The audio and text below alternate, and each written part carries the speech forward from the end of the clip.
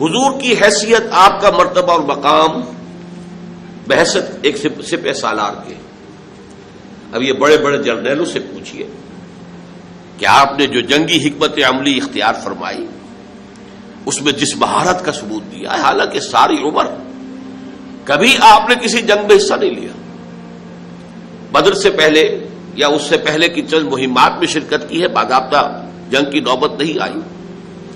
لیکن یہ کہ دنیا دنگ ہے کہ جنگ کی مہارت اور اس کی حکمت عملی کو مرتب اور معین کرنے میں کس قدر آپ نے صلاحیت کا اور کس قدر قابلیت کا ثبوت دیا ہے. پھر کسی سے صلح کرنی ہے، صلح کی نیگوشیشن، اس میں آپ نے کس مہارت کا اور کس واقفیت کا اور کس اہلیت کا مظاہرہ فرمایا.